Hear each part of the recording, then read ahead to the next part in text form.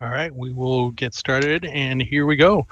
All right, welcome everyone. I call the April 13th, 2021 Bothell City Council meeting to order. Before we move on to the agenda items, I'd like to acknowledge our remote meeting format. Proclamation 20-28 regarding open public meetings is still in effect. Therefore, this meeting will be held entirely remotely. Public comment will be allowed both in writing or verbally. Sign-up sheets were provided by the city clerk's office via a link in the agenda. The video of this meeting will be streamed live as well as recorded and available for later viewing on the city's YouTube channel.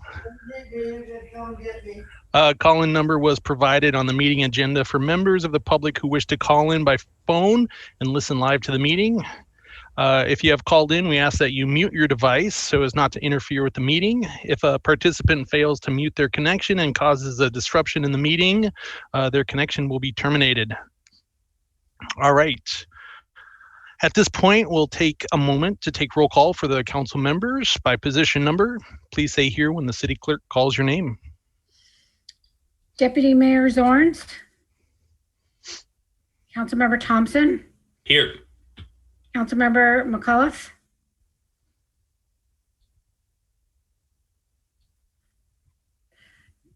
She looks like she stepped away. Councilmember McNeil.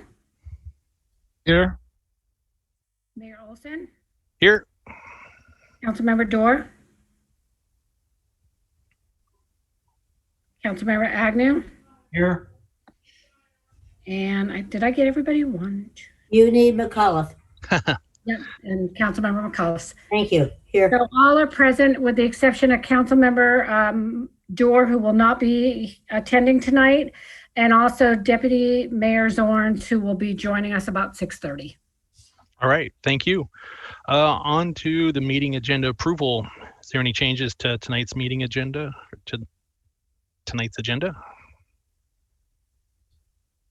See none. All right. Next, we have up our proclamation. I'm going to share the screen so you can read it. Can everybody see that? Mayor, can you see that? Yes. Okay. Yes, I can. All right. National Infertility Awareness Week, April 18th through the 24th, 2021. Whereas, according to the CDC, 1 in 8 couples have trouble getting pregnant or sustaining a pregnancy. And whereas, the World Health Organization and American Medical Association define infertility as a disease. And whereas, infertility affects women and men equally and does not discriminate based on race, religion, sexual orientation, marital status, or socioeconomic level.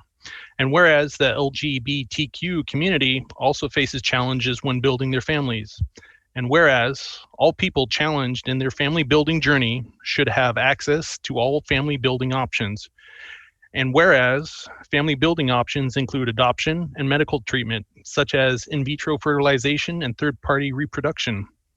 And whereas cost and lack of insurance coverage are barriers for many in our state to access the family building option they need. And whereas raising awareness of infertility and the barriers faced by the family building community is the first step to removing these barriers. And whereas the city of Bothell joins Resolve, the National Infertility Association, and dedicated volunteers, health care professionals, and members of the infertility and family building community by participating in this promotion. Now, therefore, I, Mayor Liam Olson, do hereby proclaim April 18th through the 24th, 2021 as National Infertility Awareness Week in the city of Bothell.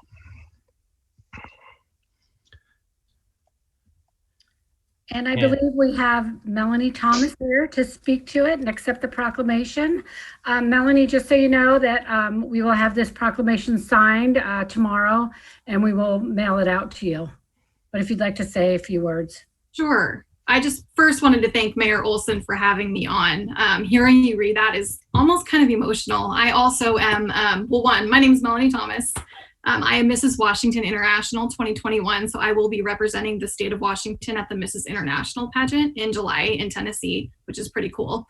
I'm also a volunteer with Resolve. I have been for a couple of years now. I am an infertility warrior, as they call us. My husband and I suffered from infertility for over 6 years. During that time, we had 5 miscarriages, 2 failed rounds of IVF. We eventually had my daughter through gestational surrogacy last January, so she's about 15 months old now. And you know, in Washington, we've made strides in the infertility world, basically. But one of the biggest things that I'm really pushing for and really striving for is insurance coverage.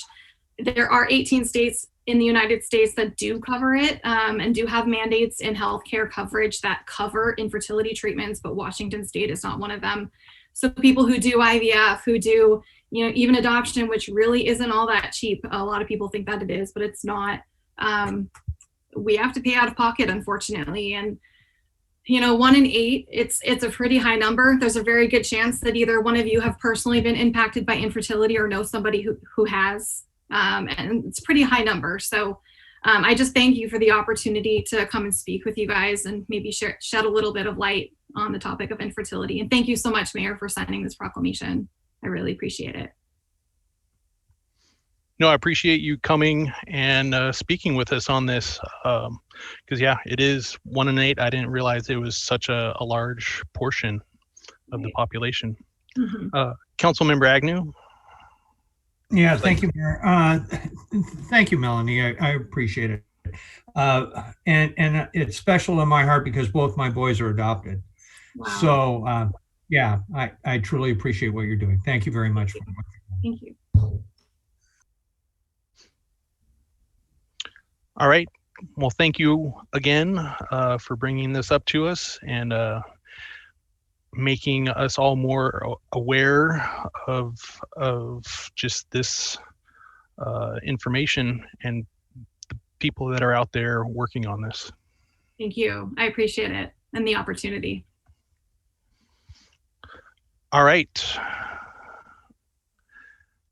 On to our next item.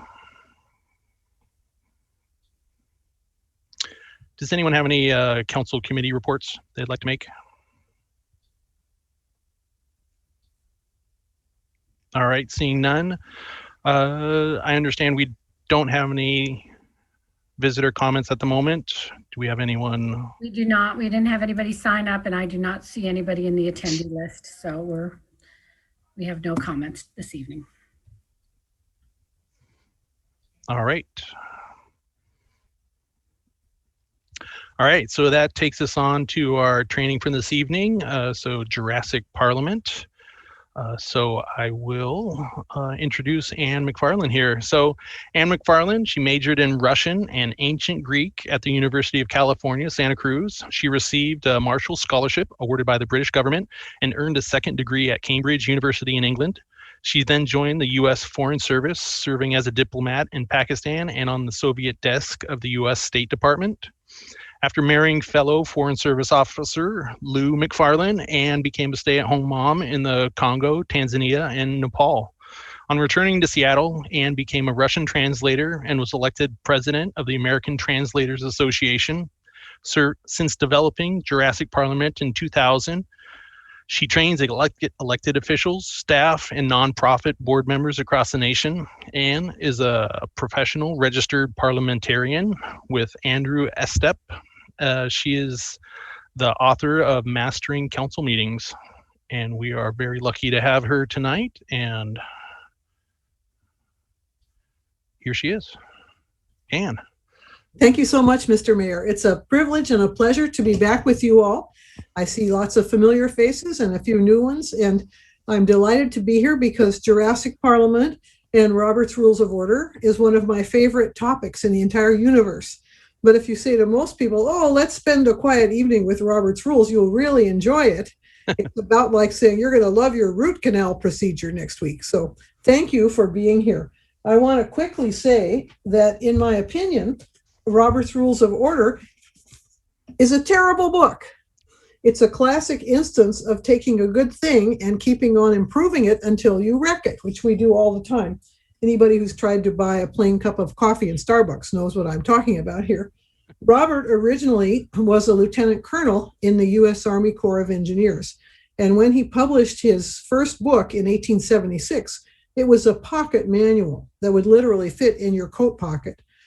And over the years, I believe that his descendants have kept on improving Robert until they've made it something that's really, really hard to read. But it still has a core that we need. It still has a core of essential information. And that's what we're going to be focusing on today. So I'm going to share my screen for my PowerPoint. Great City Council meetings. Here we go. Can you all see that? It's all clear. Let me see if I can get a grid view. Zoom lets you do wonderful things with your screen, but you can't do it ahead of time. You have to do it after you've started. Okay, there we go. So these are the topics we're going to cover tonight. We'll have a brief introduction. We'll talk about meeting discussion, point of order and appeal, how to do this, motions and amendments, who's in charge of the meeting, inappropriate remarks, and then we'll have a review. And we'll take a brief 5-minute break about 7 o'clock. So I want to begin by saying, why are we here? My goal today is to invigorate you to run effective meetings to serve your community. And I say invigorate because we tend to do things the way we've always done them. We tend to kind of bump along doing things in a familiar pattern. And sometimes it takes new energy in order to do things differently. And I hope that some of the concepts and tips I'm going to share with you tonight will be invigorating. And after this training, you'll be able to describe how the authority of the group is more important than any single individual, even the chair. You'll be able to make motions and amendments. You'll be able to choose your board's discussion rules to improve efficiency, and you'll be able to make the personal commitment that's necessary to run effective meetings. I want to quickly say that I'm not an attorney. This presentation is based on parliamentary procedure, and nothing I say here constitutes legal advice. If your attorney tells you something different, then listen to your attorney. So let's begin with the thought experiment. Things have progressed nicely, and many, many people are vaccinated, and travel is again a possibility. And so you have planned for yourself a nice little trip. You're going to go to New York or Paris or Sydney, and you trottle down to SeaTac with your carry-on bag in hand and go down the ramp and get yourself into your airplane. And as you settle in, you notice that in the airplane, you are a passenger, and there are also 346 chimpanzees. Now, what are the odds that you are going to arrive safely at your destination in New York, Paris, or Sydney? The odds are 0, because chimpanzees, when they are annoyed, and there's no question that it's annoying to be strapped into a seatbelt in a small plane, take it out by fighting. Chimpanzees resolve their differences by physical altercations.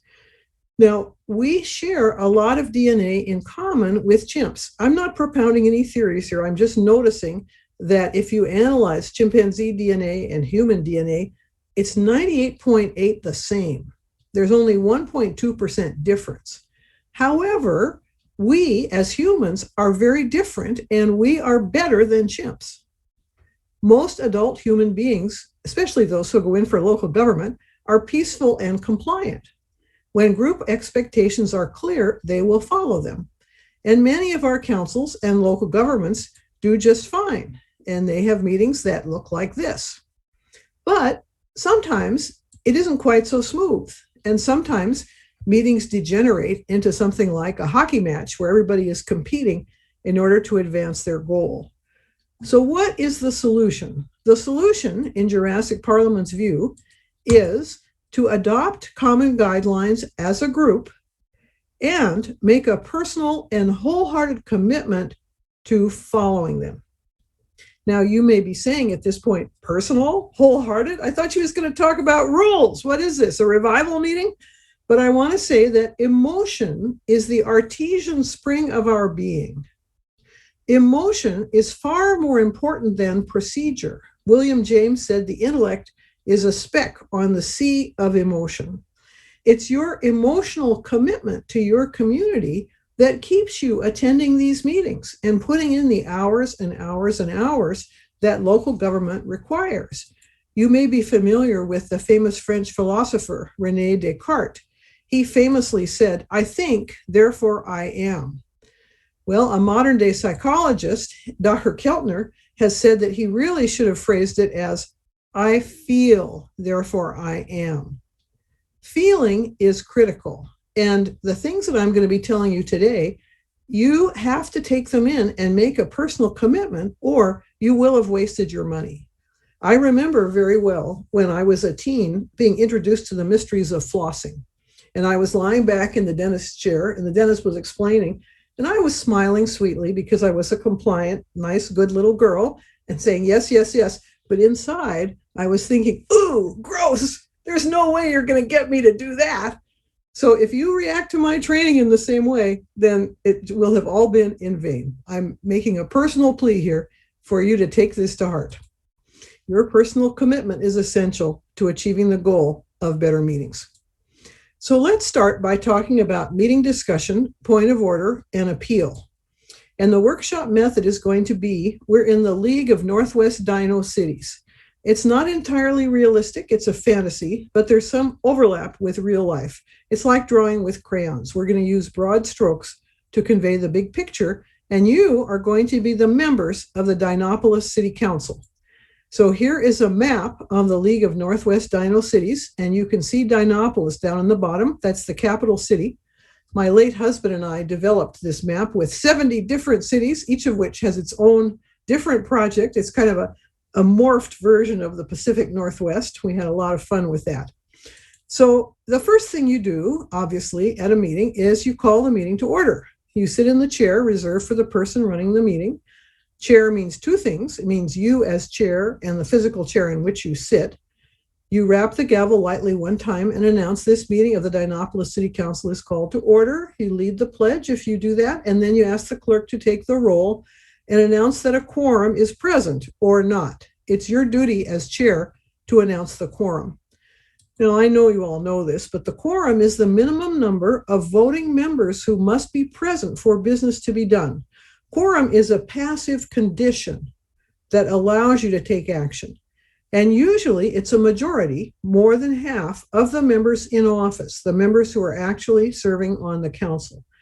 And quorum is different from votes cast. Quorum allows you to take action, and then the votes cast are the action that you take. And if you lose your quorum, you can't do business, which of course for a local government means also discussion. That's also business. So suppose it comes time for approval of minutes and somebody says, Chair, these minutes have my remarks completely wrong. They said that I said that the staff had done a great job arranging Community Relations Day, but what I actually said was that the staff had done a lousy job. I demand that this be corrected. So let me know whether with a thumbs up or a thumbs down, do you think that this council member has the right to demand that the minutes be corrected? So I'm seeing a mixed opinions here, mixed opinions. The answer is no. Rosemary has got it. He does not have that right. The body, the council, is in charge of its own minutes. And so it decides what's going to be included or not. He can request that they be corrected, but he can't demand. However, more to the point, why are these remarks in the minutes at all? Robert's rule says that the purpose of minutes is to record the actions taken by the body. Minutes record what is done and not what is said. And we strongly believe in Jurassic Parliament that city councils should follow this. We think that detailed minutes are a bad idea for a lot of reasons. It violates the fundamental purpose of minutes. It can create liability for the organization or individuals in case of a lawsuit, and this has happened. It tends to personalize and politicize the discussion. It can intimidate participants, preventing them from speaking freely. It absorbs too much staff time, and it takes the group's time. I was at one city council meeting where a member of the public objected to the way her remarks were characterized in the minutes, and so they postponed approval till the next meeting. That's a total waste of public resources, and it makes it harder to find the actions taken. So Jurassic Parliament recommends that the detailed minutes should not be taken and that council comments and comments from the public should not be included in the minutes. We have blog posts on this. And we have our guidelines for meeting minutes in local government. I'm going to send you all, after the session, some reference materials, and this will be included. So now we're going to do a little exercise. We're going to read a script, and I think Laura sent it out to you, but I also have it here on my screen, and I will show it on my screen.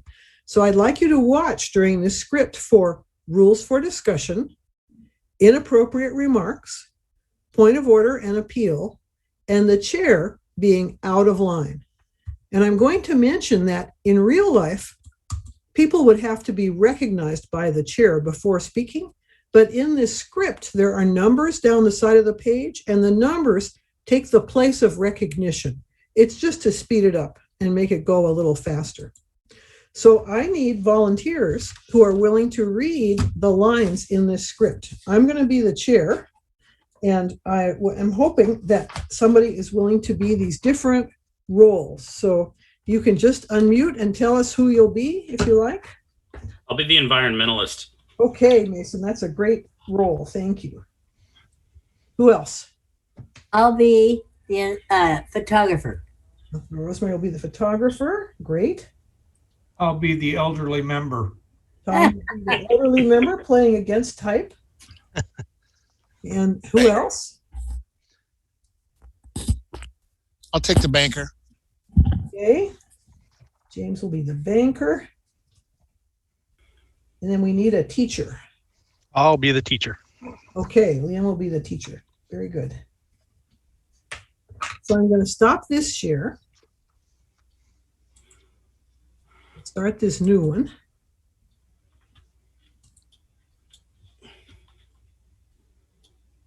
So how's that? Can everybody see it? Is it big enough? Yep. Okay, so I'm the chair and I'm the mayor, and so I will start with remark number 1. There is continuing pressure on our parking spaces in the downtown areas of the city of Dinopolis. The staff has reviewed the matter carefully. As you know, our current rate is $2 per hour. The staff recommends that the new fee be set at $20 per hour. Does anyone care to make that motion? I move that parking fees be set at $20 per hour. Photographer? Rosemary, you've got to unmute. I don't want to second that. Well, please do in this case. Okay. Okay. And all of you who have a speaking role, you can unmute. Very well. It's been moved and seconded that the parking fees be set at $20 per hour. We will now have discussion on the motion. Environmentalist, as the maker of the motion, you have the right to speak first. Well, I'm a believer in public transportation myself. I think that this increase will lessen congestion and also force more people to take buses or walk. It's a good idea for the environment and for our city. Further discussion? The chair recognizes the elderly member. I think it's a terrible idea. We just learned that we had $10 million surplus. Why would we increase parking fees and burden our residents this way? Do you know that the parking fees in most cities of the league are $15 per hour? We're so far below the market that it's ridiculous. Well, that's not a reason to go crazy and lay this burden on our residents. Many elderly dinosaurs are really feeling the pinch. Our current tough economic times have hit us hard. Yeah, there's no point in being an old softy and begging for sympathy for the down and out. If they had an ounce of gumption, they would have saved up for their old age. What a hard-hearted comment. Someday you may be old and wrinkled and poor yourself. Have you no compassion? All I have to say to you about that is a nonsense, applesauce, and balderdash. Point of order. State your point. These members are monopolizing this discussion. Under Robert's rules, no one can speak a second time until everyone who wishes to do so has spoken once. The point is well taken. Members must speak in turn. Thank you, banker. Further discussion? Photographer? This is likely to put a crimp on the vitality of our downtown. As a business owner, I really am concerned about this. I speak against the motion. I see those arguments, but I think we have to be prudent. I guess on balance, I'm in favor of this proposal. Honestly, I think that you dinosaurs are just living in the past. We ought to be preparing to have driverless cars, not raising the rates on our parking lots. You're just a bunch of has-beens. Point of order. State your point. That is an insulting remark. According to Robert's Rules of Order, all of us are obliged to speak with the courtesy and respect, including the chair. The point is well taken. The chair apologizes for her remarks. Is there any further discussion? In my opinion, this council is clueless. We have our heads stuck in concrete. Given the way the stock market is trending, our surplus could be a disaster. I hope everyone will agree to raise those rates. You know, I've heard better discussions in my daughter's kindergarten class. It's clear that we don't have the sharpest knives in the kitchen drawer here. Point of order. State your point. Members are insulting all of us by those remarks. The chair will rule that the comments are indeed insulting. Members will kindly refrain from such improper statements. I have to say that I don't think all these rules are a good idea. They're keeping us from expressing our true opinion. You're an out-of-date dinosaur yourself, Madam Chair. The chair will rule that the words out-of-date dinosaur are insulting and may not be used. Appeal. Second. Very well. The ruling of the chair has been appealed and seconded, so the members will decide. The chair has ruled that the words out-of-date dinosaur are insulting. All those who believe that this ruling should be sustained, please say aye. Aye. Come on, folks. Aye. All those who believe that the ruling should not be sustained, please say no. No. No. No. The ayes have it, the motion passes, and the ruling of the chair is sustained. Members may not use this term. Further discussion?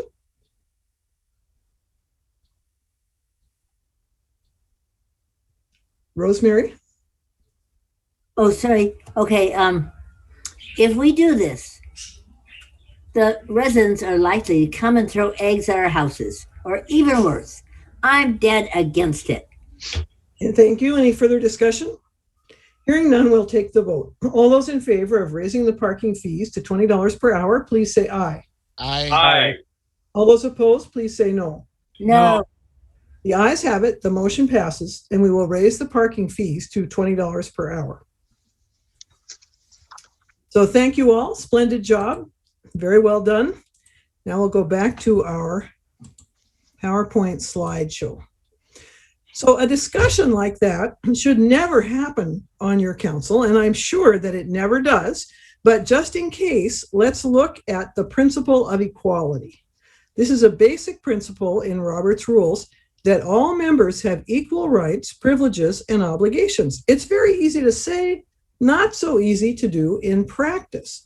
And the way it plays out is this: discussion in council and committee meetings is not a conversation. It's not a conversation, it's debate, and it has its own rules.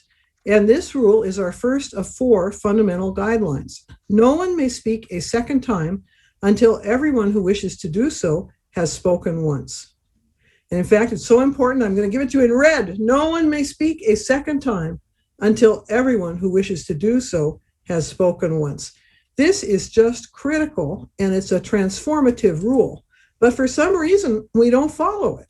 I think it's because councils and committees tend to discuss their affairs in conversational mode. And in conversations, dominant people tend to dominate and agreeable people tend to let them. So you must have a structure to make sure that everyone has an equal chance to speak. And this is both fair and efficient. So if that doesn't happen, a member can make a point of order. So in our Jurassic Parliament system, point of order is represented by a flying dinosaur. So we've got a motion that we're discussing here, and the point of order just flies over the head of the motion, and the chair deals with it. The chair bats it out of the sky. We'll go into the dinosaurs more in just a little bit. So when another member breaks one of the rules, a member may make a point of order, and the chair rules on the point. So it's a motion claiming that a procedural mistake has been made.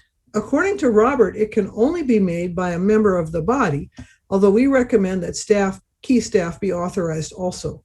And the public may not raise a point of order. If you have somebody in your audience when we're back in person, standing up and saying, point of order, they are out of order.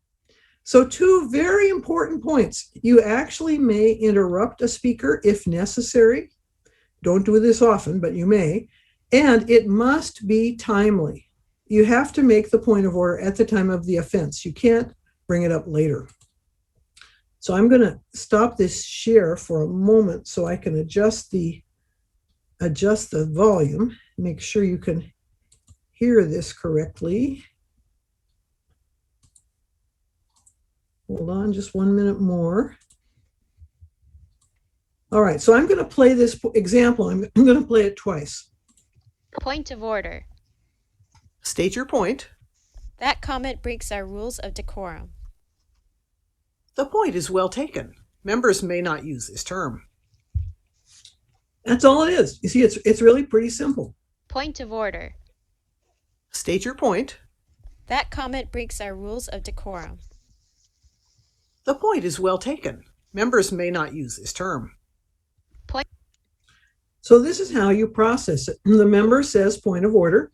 The chair says state your point. The member makes their point. And then the chair says either the point is well taken or the point is not well taken, depending on what the chair's opinion is. So you notice that the chair is using the third person to keep things neutral and lessen conflict. It's like you're the voice of Robert. You're speaking on behalf of the rules of procedure. Don't say you're out of order or you made a mistake, because that personalizes it and immediately makes things more challenging. And when in doubt, ask the group. The chair can always ask the group to decide if a point of order is correct or not. So here's an example. The chair is uncertain about the word malarkey. The chair will ask the council to decide this matter.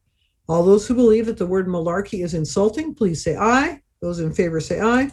All those who believe the word malarkey is not insulting, please say no. Council members opposed say no. And then the ayes have it, and the word malarkey may not be used, or the noes have it, and the word malarkey is acceptable. So the chair can always do this. You can always turn to the group and get out of the kitchen. And you can turn to the group for other matters as well. Here's another example. The chair believes that remarks about UFOs landing at our city airfield are not germane and will ask the council to decide whether the council member may continue speaking on this topic. All those who believe that the council member may continue speaking, please say aye. Those in favor say aye. All those who believe that the council member may not continue, please say no. Council members say no. And then the ayes have it or the noes have it. So it's a wonderful tool. And it's a great thing for a chair to know and to use, because then the group realizes that you are really giving them their proper authority and you're not simply imposing your authority arbitrarily. So Robert says it's the duty of the presiding officer to enforce the rules relating to debate and those relating to order and decorum within the assembly. So the chair doesn't have to say point of order. The chair already has the duty, so the chair just needs to take appropriate action. Now, what about if something like this happens? The members are just going around in circles and wasting time with this discussion. Point of order. The chair must follow the same rules as the rest of us. Oh, the point is well taken. The chair apologizes for getting carried away. So we saw that in the little script as well. It's if the chair breaks one of the rules, a member may raise a point of order, and then the chair rules on their own behavior, which seems weird, but that's the way the system works. Now, there's a pitfall here that I want to mention to you. Sometimes I train a city council, and they immediately start weaponizing point of order and throwing points of order at each other like little darts all through the meeting. You may interrupt to make a point of order, and occasionally you have to. If somebody's spewing vitriol, you should stop them. But normally, it's not necessary to interrupt. You can let the member make their comment, and then you can raise your point of order. And we think that usually it's best not to call a point of order for germaneness, whether something is relevant or not. I mean, if somebody's telling you about their honeymoon in Peru, okay, that's not germane, but people can have different opinions about what's relevant. So this is a handy tool for our online meetings. Sometimes it can be hard to catch the attention of the chair. So you can have little signs like this and hold them up. And that's a way for the chair to recognize that you have a point of order that you want to make. In a small council like yours, it's probably not a problem, but I've worked with larger groups, and sometimes they have really trouble catching the chair's eye. Now, once the chair has ruled on a point of order, the only allowable form of discussion is to appeal the ruling. An appeal, in our view, is the most important motion in all of Robert's rules and the least known. The chair enforces order and decorum, but the group is the final authority, and any two members can appeal a ruling of the chair. One member appeals and then one seconds the appeal. Now, there is an exception. If the ruling is a matter on which there cannot be two reasonable interpretations, then it can't be appealed. So let's have an example of that. The port was a cesspool of corruption. Point of order. State your point. That comment breaks our rules of decorum. The point is well taken. Members may not use this term. Appeal. Second. Very well, the ruling of the chair has been appealed and seconded. The members will decide the matter. The question is whether the chair's ruling that the words cesspool of corruption break our rules of decorum should be sustained. All those who believe it should be sustained, please say aye. All those who believe it should not be sustained, please say no. In this instance, the members voted no, so the ruling of the chair was not sustained. I've put this unhappy figure in just for fun, but in fact, if you lose an appeal, it's better to maintain a neutral face. Try to give the impression that you don't care. Or anyway, that you're not taking it personally. So this is how you process appeal. And you have to be careful in explaining the vote to the members, because the basic principle is the chair's ruling stands until it's overturned. It feels kind of backwards. So the question being voted on is, shall the ruling of the chair be sustained? And it takes a negative vote for the appeal to win. A majority vote in favor of sustaining the chair's ruling, or a tie, means that the chair's ruling stands, and the chair may vote on the appeal. So point of order is made by one member, but an appeal needs a second.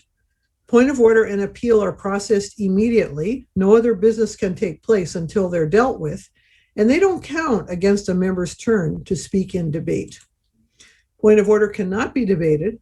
Appeals pertaining to language, decorum, and the order of business cannot be debated. And when an appeal can be debated, the process is different from anything else in Robert's rules. So we believe that these two motions are the heart of democracy. They are really the essence of the way in which the group is the final authority. And we think that they're very, very important for effective functioning.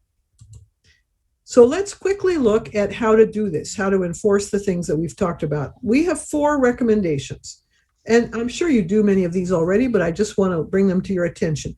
Seek recognition before speaking. No one may speak a second time till everyone who wishes to do so has spoken once. No interrupting, and no sidebar conversations. So you got to seek recognition from the presider. This is just critical. Don't let people blurt stuff out. Raise your hand and wait to speak until the presider calls your name or gives some other sign. So you can use the raise hand function, or for Zoom on the telephone, you press *9. Now, when you have not been recognized, you have a duty to remain silent. This was news to some council members that I've talked with, but if you have not been given the floor, you may not speak. The exception, obviously, is a point of order when it's essential. So I'm going to send you this paper, Rights and Responsibilities of the Member, which is a listing of all these different points. So the chair can keep track of who has spoken and who wishes to speak using a chart. The chair can empower the vice chair to do it, or you can use the round robin. In the round robin, you go around the table asking each person in turn for their opinion. People may pass. It's important to do it with a pencil in your hand, because you've got to make a note for yourself for when your time comes, which of course might be discoverable. And the chair must wait their turn also. And this rule applies to questions and answers and discussions with staff. You don't want to let any two people hijack the meeting. Hi, Jean, welcome. Nice to see you. Oh, thank you. Good to be here. Great. So here's a speaking chart, which you are free to adapt if you like, where you just check off each person as they speak. And that way you know who's had the chance and who hasn't. When a member has the floor, they have the right to speak until they've completed their comments. Members may not interrupt each other. And one nice thing about Zoom is that there's less interrupting that goes on, I think. The chair may interrupt members when necessary to bring them to order. Not because they know more than the member, but for order purposes they may. And the members may interrupt to make a point of order when it's essential. So no sidebar conversations or whispering, no chat during the meeting, no texting to each other or people outside during meetings, and absolutely no posting on social media during meetings. This was a big problem in the city of Burien a few years ago, where a council member was posting on her social media accounts all through the meeting, mischaracterizing what her colleagues were saying. So they had to quickly pass a rule to prevent that. So structuring discussion in these ways can be frustrating. You know, council members sometimes say, I wish we could just have it out and have a free-form discussion. Usually the Open Meetings Act and the press of time mean that this is not going to serve your council well. But sometimes there is benefit in the conversational style or informal discussion. It provides a sparky flow of ideas that can be beneficial. It can be useful at study sessions. I just ask you, please, please, don't make that style your ordinary style of discussion.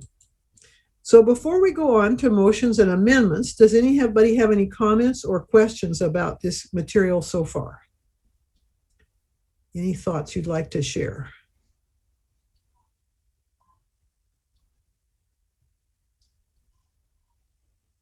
All right, well then we'll charge ahead. So under Robert's rules, a main motion is the usual and customary way to start the action of discussion and decision making. Now for small boards up to about 12 people, it's okay to have discussion before a motion is moved. But Jurassic Parliament recommends moving the motion before discussing it whenever possible. So we recommend this sequence, which I think is what I saw in your protocol. The staff presents a proposal in writing and answers any questions. Each council member may ask one or two questions, then the next member has a turn. The motion is moved and seconded. The members discuss the motion and may amend it, and then the members vote on the motion. And one suggestion is to be sure that the first point, the staff point, is just for informational purposes. Don't slip into discussion of the motion itself during that time. Sometimes a council member will say, well, wouldn't it be better if we did such and so? And that's better to save for the discussion of the motion itself. Otherwise, things get really confused. So a main motion should be in writing if at all possible. And of course, if you've got it as an agenda bill, then you already have it. You can project it on the screen. When we're in person, you can use these handy dandy 3-part motion forms, where one copy goes to the clerk, one goes to the chair, and one stays with the person who made the motion. A main motion should be clear and unambiguous. Don't say, I move what he just said, or so moved. It should be phrased in the grammatical positive, and I was very pleased to see a note on that in your procedures as well. It must comply with the bylaws and the procedural law of the land, and you can only have one main motion at a time. If we're having a motion here to raise the parking fees, and somebody makes another motion to study the economic situation of downtown, that's not allowed. We have to dispose of this one before we can go on to the next. That's another fundamental guideline. Robert's rules is very linear, one thing at a time. So how do you introduce a main motion? It's just very easy. You say, I move that. That's all you have to say. Don't say, I would like to motion that or something elaborate. I move that. Now, the member has the responsibility of formulating the motion. And don't mix up your ideas about the subject with the motion itself. You save those for debate. Sometimes we hear something like this. I've been noticing that the number of wild cats is increasing in our city, and they're getting stomped on by bigger dinosaurs. It's important that the city do something to protect them, so I think allowing catios would be great. This fits in with our mandate to serve all species, and it will make the little kitties safer. This is a way to drive your clerk crazy. Don't do this. Just say nicely and simply, I move that residents be authorized to build catios in their private yards. Just state the motion very simply. And you can request a moment to write it down. may I have a few minutes to write this motion down? The chair may also request that a motion be written. Then you say, second the motion. So second the motion is just to show that you would like to talk about it. There's no need to be recognized. You just call out second, and it's okay to second a motion that you disagree with if you want to explain why it's a bad idea. And if there's no second, then the chair says, there being no second, the motion will not be considered, and moves immediately to the next item of business. This is part of that duty, Liam, of the chair to keep things moving. You know, sometimes when there's no second, people just kind of sit there. Well, you can ask, is there a second? And if nobody seconds it, then move ahead. If there's no second, the chair says, there being no second, the motion will not be considered. Now, under Robert's rules, you can't speak against your own motion. But if the discussion has changed your mind, you can request permission to withdraw the motion. It belongs to everybody. You can't just say, I'm taking my marbles and I'm going home, but you can ask permission to withdraw it. And the maker can vote against their own motion. They just can't speak against it. Now, there are 8 steps to process a motion. And if you didn't print out the printout, I suggest that you make a note of these because we're going to need these 8 steps shortly when we have a practice session. So it's really important that you have them in your head. The member makes the motion. Another member seconds the motion, and then the chair states the motion.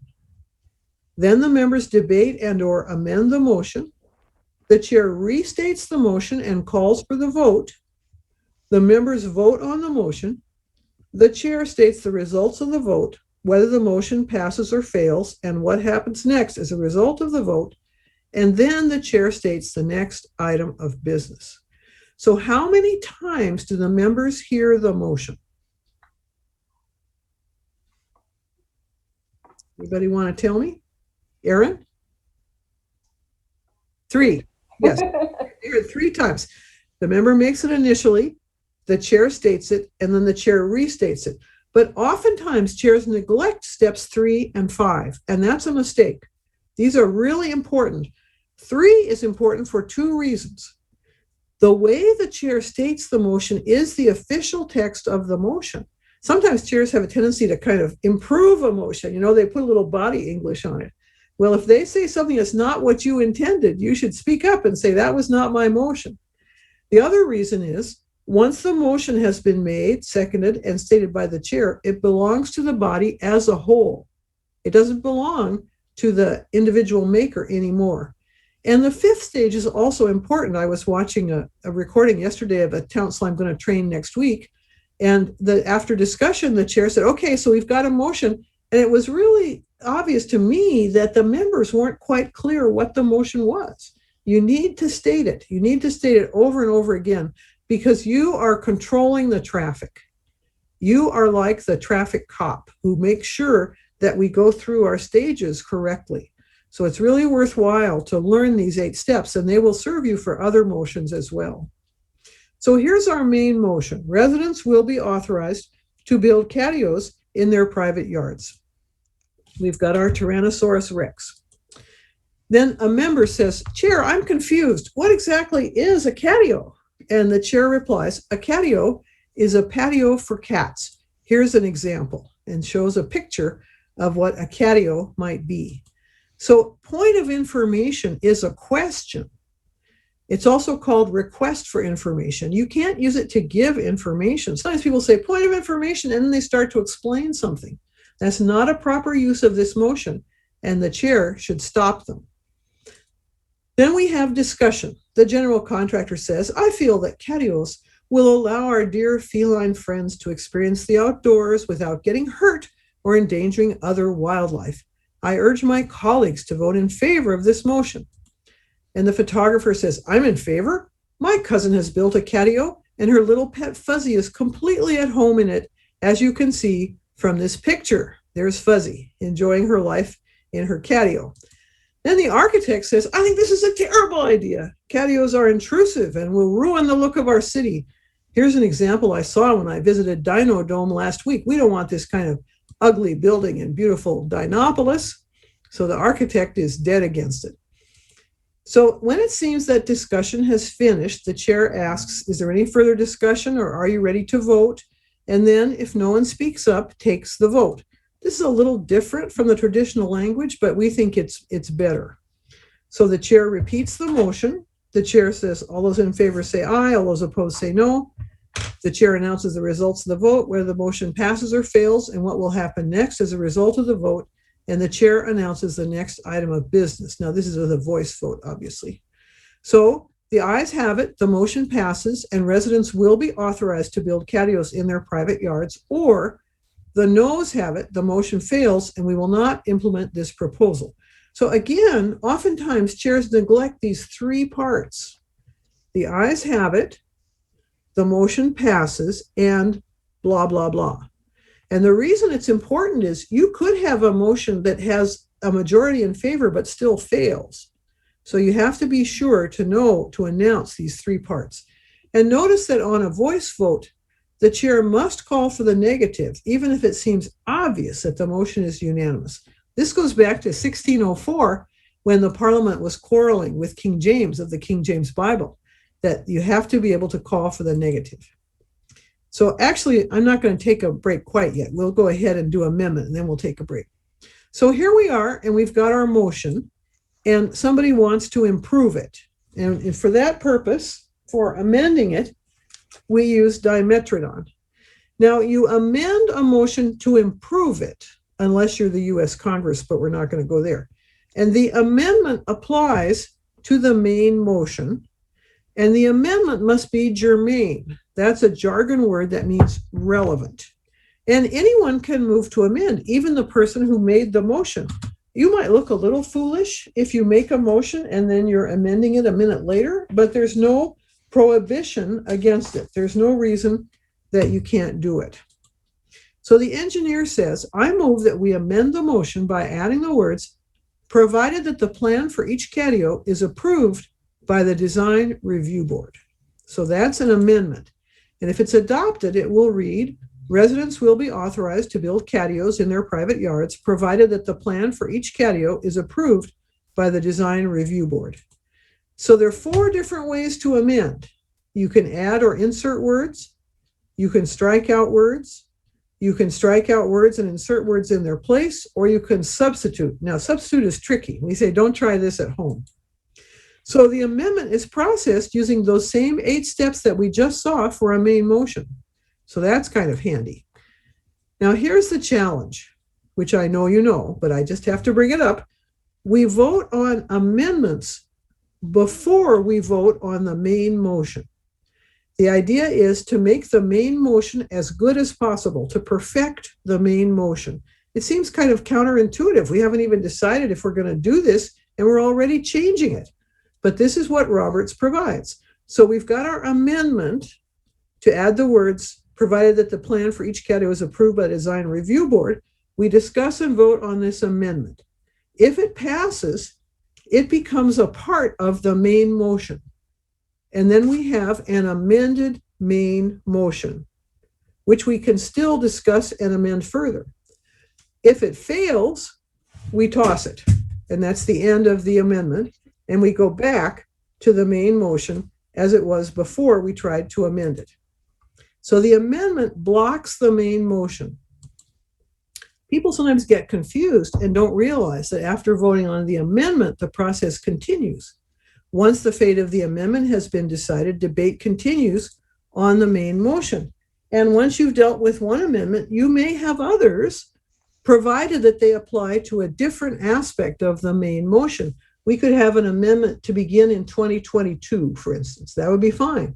And again, if we pass it, it becomes a part of the main motion. If it fails, we toss it, and then we go back. Notice that it takes special actions, reconsideration, to go back and change something we've already amended. So the process continues. After all the amendments have been processed, the body still must vote on the amended main motion. Now, I just want to mention 2 more things before our little break. People often process friendly amendment the wrong way. Don't turn to the maker and seconder to ask if they accept the amendment. This gives them improper power. You handle it the same as any other amendment. Ask, is there a second, and move on. Because once a motion has been stated by the chair, the maker and the seconder have the same rights as any other member, but they don't have any additional rights. That would be undemocratic. Then I want to mention secondary amendment. So when an amendment has been proposed, it's called a primary amendment. It's also possible, take a deep breath here, it's also possible to amend the amendment, terrifying words, which is called a secondary amendment. And this is processed just like the main motion, except that no further amendments are possible. You can't keep on going. There's no tertiary amendments. So here's our main motion. Here's our primary amendment, dimetrodon.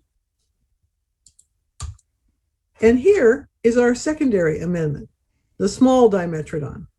So there's our the secondary amendment, the small dimetrodon. So the architect says, I move that we amend the amendment by striking the words design review board and inserting the words a licensed architect. So if it's adopted, the amendment will read, provided that the plan for each catio is approved by a licensed architect.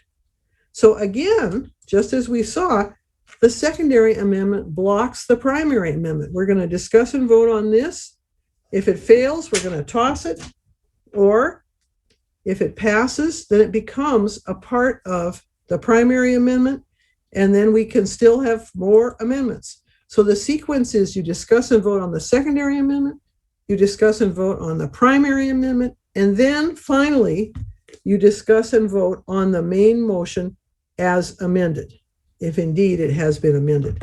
So this is one of the most technically challenging things in Robert's Rules, and now that you've gotten it, you all will be mavens, parliamentary procedure mavens, because you'll know about amendments and secondary amendments. So I just also quickly want to mention call the question. You know, somebody sometimes says, I call the question. That's a triceratops in our system. So people often process this motion wrong too. Somebody says, call the question, and the chair says, okay, we have to vote now. How undemocratic can you get? This motion requires a second. It cannot be debated, it cannot be amended, and it takes a 2/3 vote to pass. So if somebody calls the question, the chair says, is there a second? And then with no debate, just immediately takes the vote. And if it passes, then we go and immediately vote on the pending motion, which could be the secondary amendment, the primary amendment, the main motion, whatever it is. But just be wary of that about call the question. All right, so our timing is good. And now we are going to take, here we go. Hold on.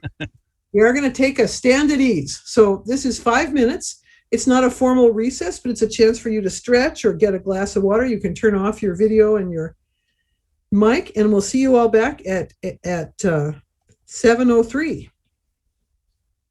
7:03.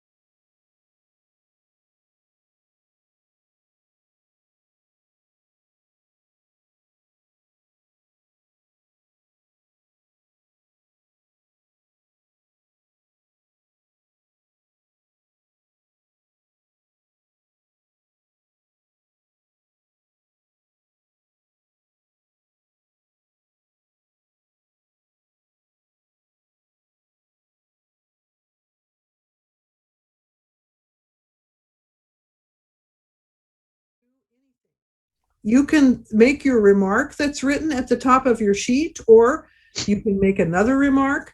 You can pick a different role. There's like 10 or 15 of them at the end that don't have any name assigned. If you don't want to be the bungee jumper, you can go pick the opera fan or whoever is there. So it's really up to you. So let's do this. And I invite the staff to participate as well, if you like to.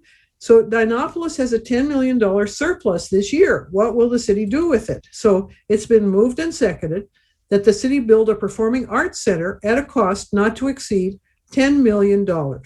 So we are now going to have discussion on this motion. And you can just raise your hand and be recognized, raise your physical hand and be recognized, and start off by telling us who you are so we know what your role is. And I'm going to stop the share so that we can see each other. So we're going to do this for about, 10, 15 minutes. So. Okay, so I'm just waiting for somebody to make a remark about this.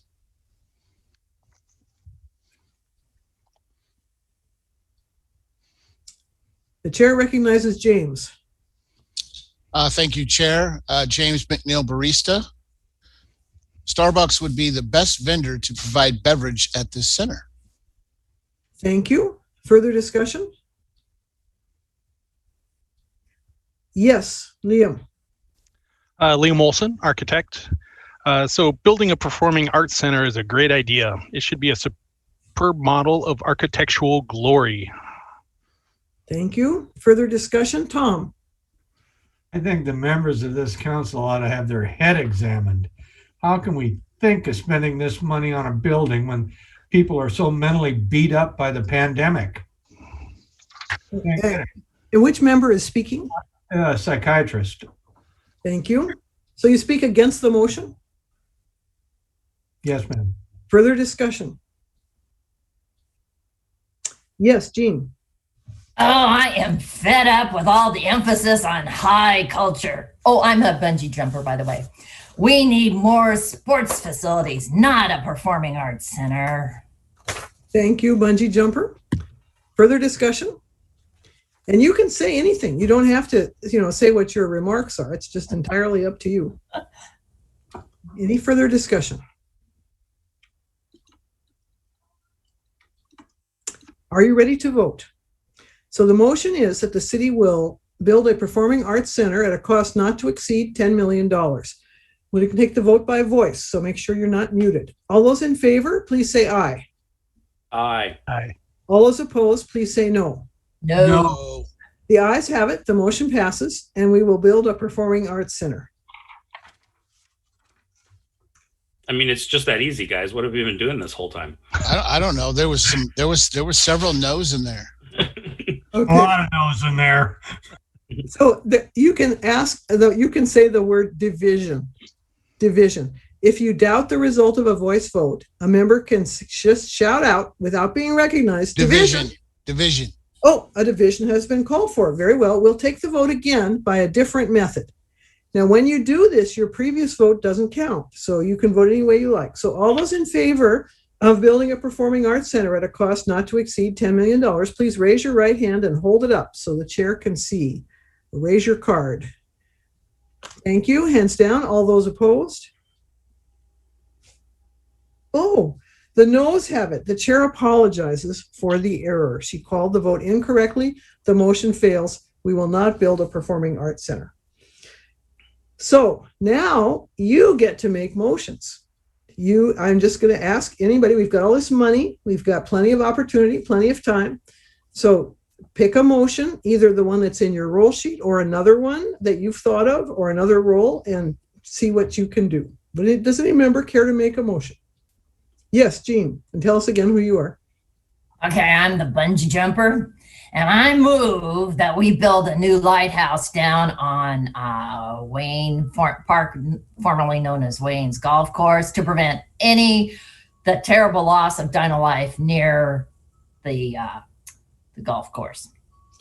Is there a second? There being no second, the motion will not be taken up.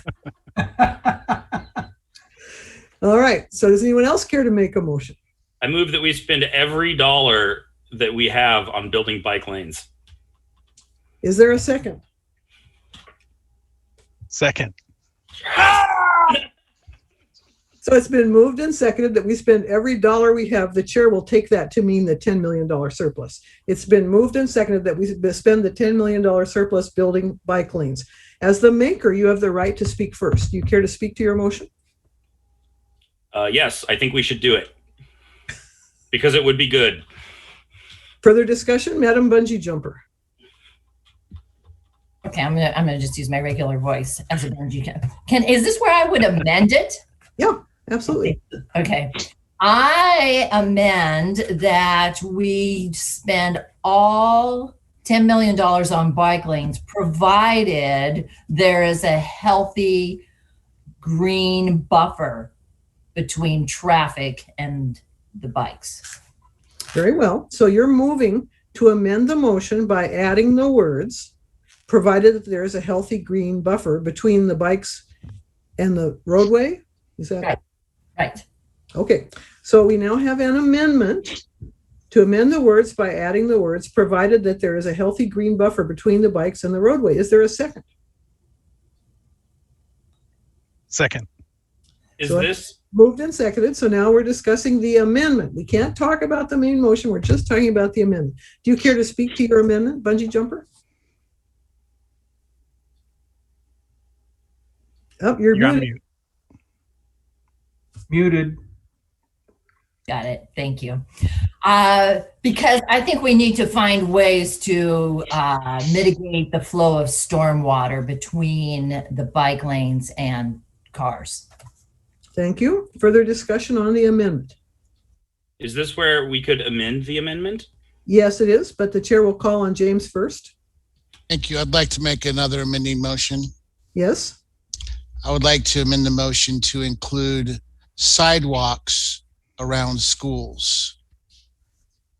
Okay, so the chair will process that as an amendment to the amendment. So we have provided that there will be a green buffer lane between the bikes and the roadway. So the chair will entertain this as an amendment to add the words "and sidewalks around schools." So is that correct? That is correct, Madam Chair. So is there a second? Second. So it's been Can I moved. ask a quick question? Sure. So we have a second amendment to the First Amendment. A secondary amendment. Secondary, we cannot do a tertiary one. Correct. And is the sidewalks around schools enough related? Because I thought you said that they have to be related. It's a great question. In the chair's view, it's germane. Okay, good, perfect. Okay, thank you. So do you care to speak to your motion? Thank you, Madam Chair. Yes, I think that if we're going to include bike lanes and buffers, they should be included with sidewalks for safe routes to schools. Thank you. Further discussion on the motion to amend the amendment. Now, again, you don't have to say what's written on your paper. You can say whatever you like. Any further discussion? Hearing none, we'll take the vote. Oh, yes, please. You know, is this really the best use of our surplus? You know, I think we should invest it. So at this point, the chair will take that as a comment against the main motion, which is out of order because we're discussing bike lanes, only bike lanes. That's all we can talk about. Further comment, further discussion. Are you ready to vote? So all those in favor of amending the amendment by adding the words "and include sidewalks around schools," please say aye. Aye. Aye. Aye. Those opposed, please say no. No. The ayes have it. The motion passes, and we now have an amended amendment. Good for us. We're doing very well. Many councils never get this far, believe me. So now we're discussing the amended amendment, and another tertiary would be in order, or we could just simply continue discussion on this. So the amendment reads, provided that there is a green lane between, a buffer zone between bikes and cars and sidewalks around schools. Liam. I'd like to move that all of the sidewalk is pervious. So the chair is going to rule that this level of detail is inappropriate to this policy level discussion. Further discussion on the amended amendment? Any further amendments? Are you ready to vote? So all those in favor of amending the main motion by adding the words and including green buffer zones and sidewalks around schools, please say aye. Aye. Aye. Aye. All those opposed, please say no. No. The ayes have it, and the motion is amended. Okay, so we're not done. We're not done. This is where Liam gets to go crazy because he's got to be tracking all this like crazy. So is there any further amendment or further discussion? Division. No, you can't do that. I haven't called a vote yet. On the original, on the last one? So we took it on that, and I announced it, and I said, and now we are discussing the main motion as amended. So that's too late. Yeah. If you want to call a division, you have to do it right away. Okay, any further amendments? Any further discussion? So all those in favor of spending our $10 million surplus on bike lanes, provided that a green, so I see that Jean is raising her card. I have a question. So we can't do a tertiary, we can't do a second amendment. We can't do a third amendment on a second amendment, but could we add an additional, like, could someone just say, add a different yes bike lane amendment to it? Oh, okay. Well, you can't, so it depends.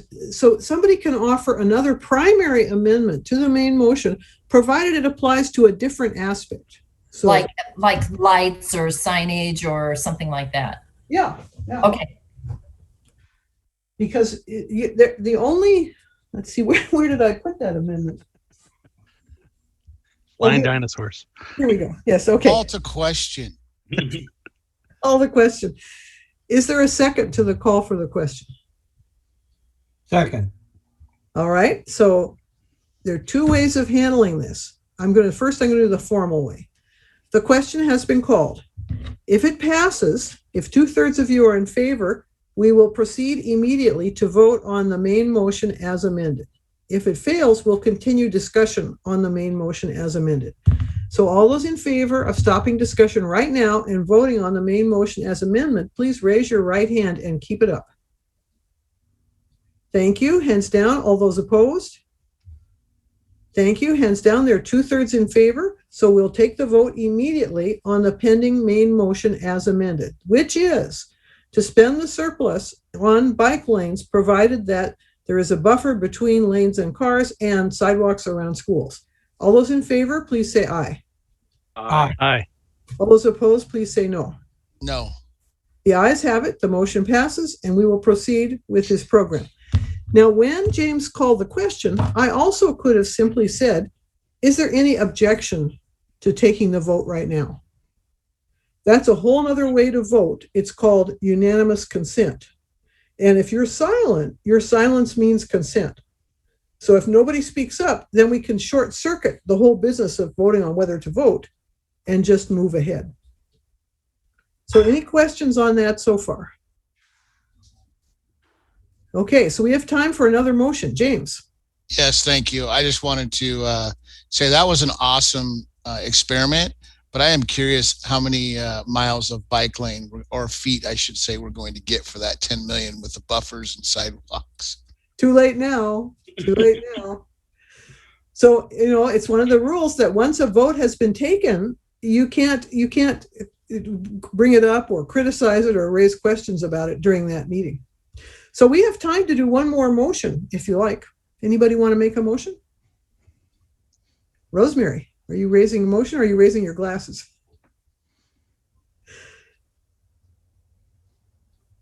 Anybody? I'll make a motion. Yes. Thank you, Madam Chair. I move that we give Starbucks the exclusive franchise rights to provide coffee at all city events. I second that motion. Okay. So the barista is moved, and it's been seconded that we provide Starbucks with exclusive franchise rights to provide coffee at all city events. Do you care to speak to your motion? Thank you, Madam Chair. Starbucks offers a great service to dinosaurs working from home. They can bring their laptops. Pretty awesome. Thank you. Further discussion?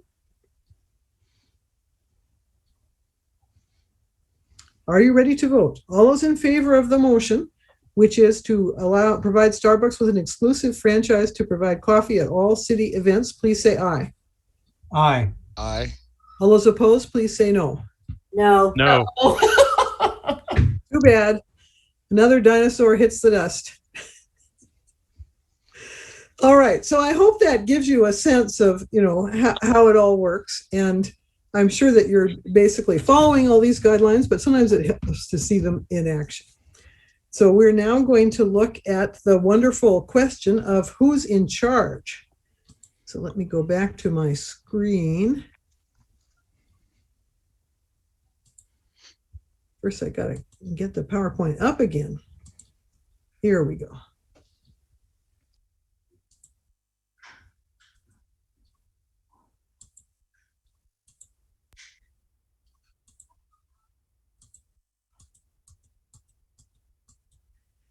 So I just want to mention that Robert has different rules for small boards, up to about 12 people.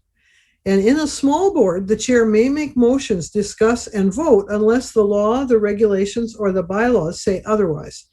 But we recommend that the chair exercise restraint by speaking and voting last, and that the chair refrain from making motions. This is a Jurassic Parliament suggestion. It's not in Robert. But we think that that's just not a good idea for the chair to be dominating in that way. So this is a paper we have on this. Small board rules are different. That explains the difference. And by the way, if you decide that you want to get yourself an actual real Robert's Rules of Order, this is the 12th edition. We really recommend the spiral bound, which you can only get from the National Association of Parliamentarians. But it's much easier to work with because it lies flat on the page and on the desk. And so you can easily open it and make notes and so on. If you just go to Amazon and get yourself that little paperback, it's easy to crack it. It is not very, very handy. So I want to distinguish here between two different types of organizations. One is shaped like a triangle or a pyramid, and at the top you've got the boss.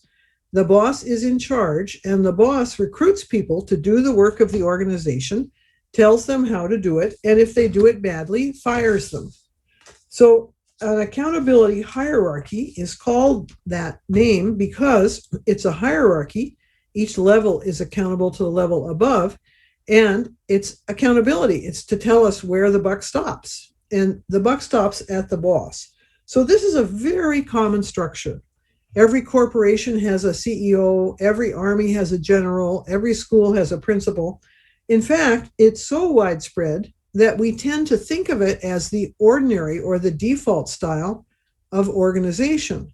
But there's a whole nother type, which is called a voluntary association. Now, in a voluntary association, a group of people come together to achieve a common purpose.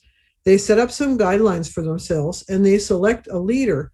But the leader is a peer. The leader is an equal with everybody else during the meeting. So it's a very different kind of role.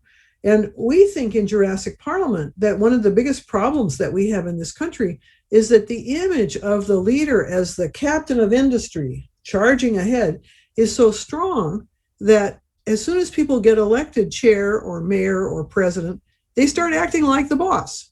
And everybody else starts treating them as if they were the boss. And that is not correct. So here are some things that follow from that. Each member has an equal right to speak and to try to persuade others to accept their view. During meetings, the chair controls the process so the group can make the decisions. And during meetings, the chair is the servant of the group, and the group is the final authority. This is the most important thing I'm going to say today. During meetings, the chair is the servant of the group, and the group is the final authority. It's just absolutely critical. Now, you have both types of structure. The council forms a voluntary association, and the city manager and staff form an accountability hierarchy.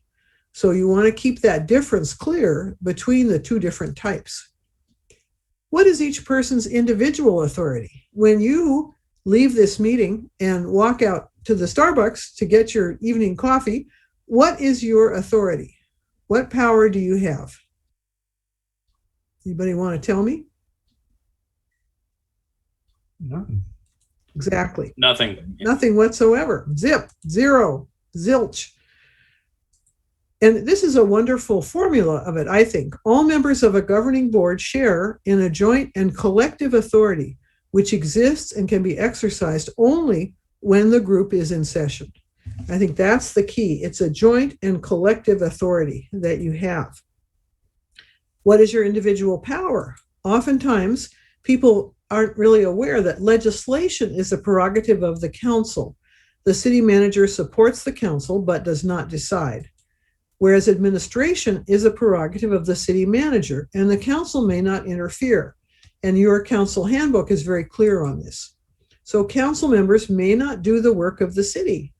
And elected officials sometimes have special knowledge and expertise, but they can make suggestions, but they can't do the work. They can't cross that line between legislation and administration. And this is a legal requirement. Your duty is to debate and determine overall strategy, policy, and legislation for your city, and leave the details of operations to the city manager and staff. Now, I see people trying to wiggle out from under this. I was working with another city, and one of the council members felt that the city manager should not put one of the maintenance people on half time because that he was too valuable to go on half time, and he was trying to wangle the budget in order to force the city manager not to do that. And that's just incorrect. That's absolutely not a proper use of your authority. I also want to mention that it's okay to disagree. The fact that people have different opinions is a strength. It's a good thing. But we tend to identify with our own position. And when we're defeated, sometimes we take it personally.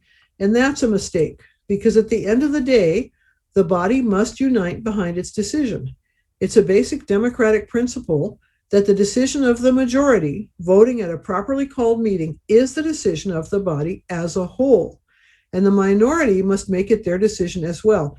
It's a terrible system, but I stand with Winston Churchill when he famously said, democracy is the worst system of government in all the world, with the exception of those others that have been tried from time to time.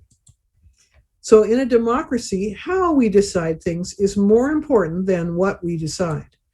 And when serving on a public body, members have a duty to uphold the decision of that body, even if they disagree with it, which can be challenging. Members may express their disagreement in public, but may not attempt to undermine the decision. They're free to try to persuade their colleagues during the meeting to change the decision within certain limits. Now, we all want to be right. It's human nature to be unhappy when you oppose the decision. And our current culture places a strong premium on individuality. But I invite you to commit yourself to a bigger principle than to your own views. And that's the essential principle of majority rule. And here's a paper. We haven't yet published this on our blog, but I will send it to you, called Lost the Vote, Don't Sabotage the Council's Action. And it gives some examples that we have seen of people who are trying to sabotage. I love this quote from Cornell Clayton: "The willingness to engage in honest debate and lose on issues you care deeply about reaffirms your commitment to common citizenship." And even more, Elias Canetti, "The ballot box is sacred because the alternative is blood." And we see this, all across the world. We see so many places where it's blood and iron that decide things and not the democratic voice of the people.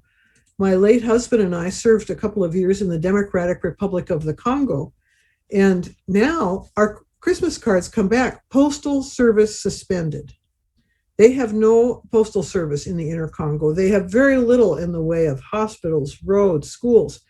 I feel that what you are doing, both you elected officials and you staff, what you are doing in your local government jobs is a kind of a miracle. It's just amazing to me and wonderful that you are keeping your city going and keeping your city functioning and dedicated to your positions. And you're in those positions not because you're related to the governor or you paid somebody a bribe or you've got your own private army, but because of your own dedication and commitment.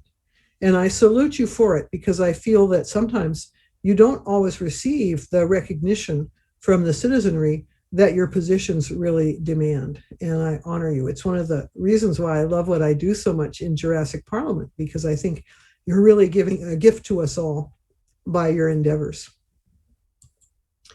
So in order to make all this stuff that I've been talking about work, you've got to have three things. You have to have knowledge of how the system works, which you're getting by attending this session. You have to have a majority on your council who are in favor of civility and this system.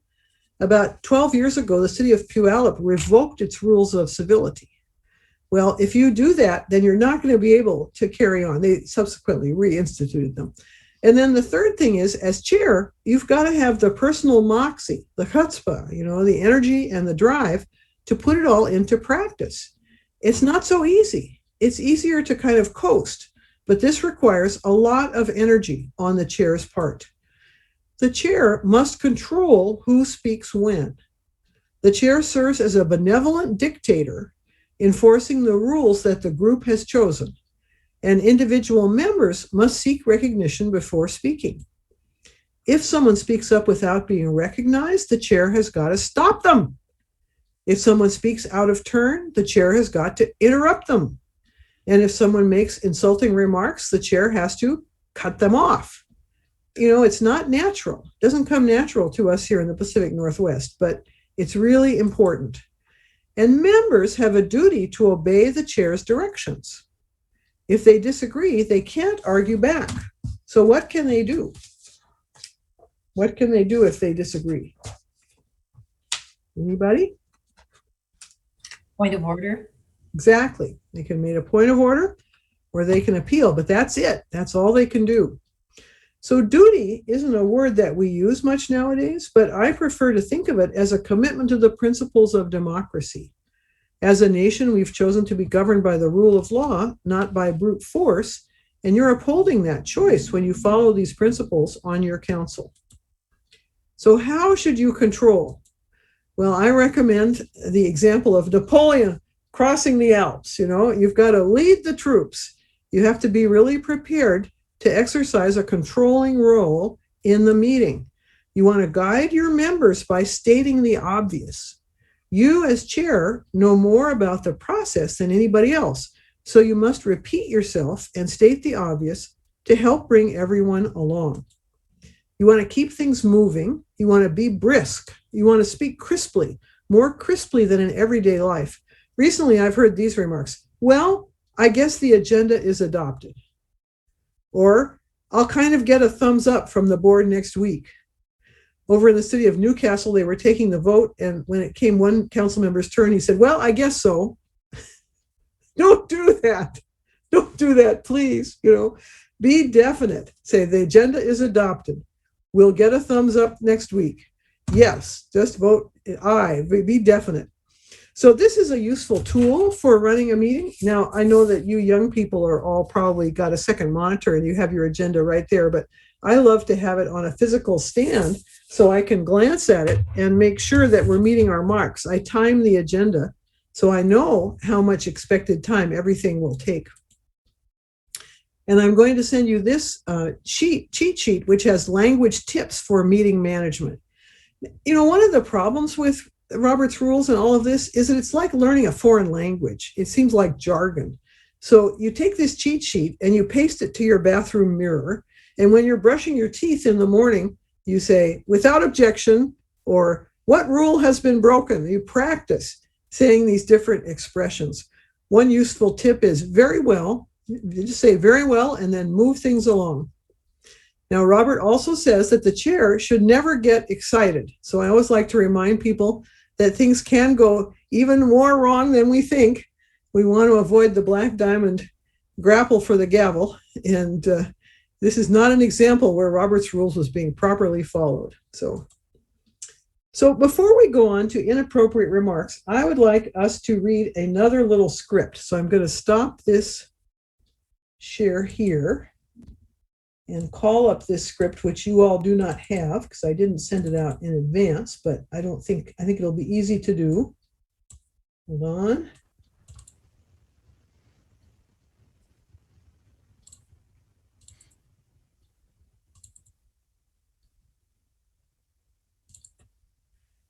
So this is, here we go.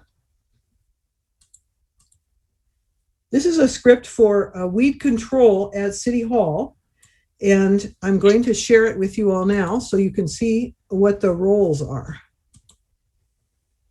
And I want to encourage people who did not take a role earlier to take one now if you like. And Mr. Mayor, would you like to be the chair? Love to. Okay, so Liam will be the chair. So again, we've got a banker, a botanist, a dancer, the facilities committee chair, and the football coach. Anybody? How about you staff members? You want to be brave and give it a try? I'll be the botanist. Okay. Erin will be the botanist. Who else?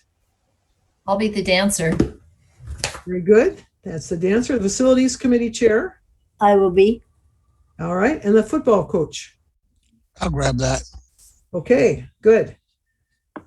So again, it's the same deal. All you have to do is read. So Mr. Chair, you can begin. All right. As council members know, when we built our new city hall 10 years ago, it was landscaped according to green principles. We use only the latest energy efficient tools and methods. However, despite our best efforts, the blackberries and the English ivy have gotten out of hand. The staff recommends that we hire a herd of goats from Rent-A-Goat in order to trim the grounds. Does anyone care to make that motion? Just go ahead and speak. I move that the staff be directed to hire a herd of goats from Rent-A-Goat in order to trim the grounds. Second. It has been moved and seconded that the staff be directed to hire a herd of goats from Rent-A-Goat in order to trim the grounds. Do you care to speak to your motion? This is a very sensible, environmentally friendly way to take care of the overgrowth. I know that in Washington State, they use goats all the time to trim their county parks. I think that this is a silly way to tackle this problem. I'm in favor of slash and burn myself. I move that we apply industrial strength plant killer to destroy the blackberries and the ivy, root and branch. Members are reminded that under Robert's Rules of Order, only one main motion can be considered at a time. We are discussing the proposal to hire a herd of goats, so no other main motion can be made. I can't believe you said that. How can anybody be in favor of slash and burn? Have you no consideration for the well-being of our planet? You're just an out and out fossil. Well, in my opinion, your crazy environmental ideas are just as bad. We're going to be sorry we ever got into a smelly goat business. Just go ahead, Rosemary, but unmute. You're still muted. Point of order, Chair. State your point. Under Robert's Rule of Orders, no one may speak a second time until everyone who wishes to do so has spoken once. These members are monopolizing the conversation and are also using insulting language to each other. The point is well taken. We need to hear from everyone in turn. All discussions must be respectful. Who else would like to speak?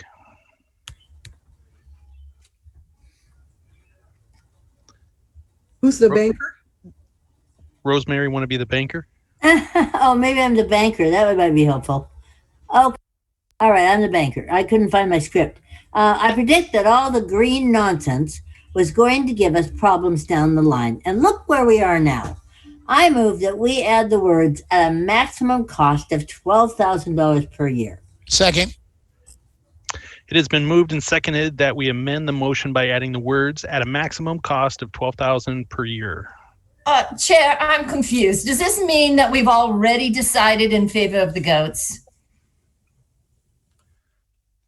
No, the way the system of the motion works, a member makes a proposal, a main motion, then other members can move to amend or change the main motion in order to improve it. We will discuss and vote on the amendment, and then we'll take up the main motion. If the amendment passes, we'll consider the motion as amended. If it fails, we'll return to the original main motion. Amending the motion in order to improve it, eh? Well, do they follow that rule in U.S. Congress?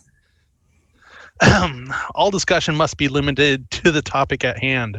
Banker, do you care to speak to your amendment? Oh, You're muted.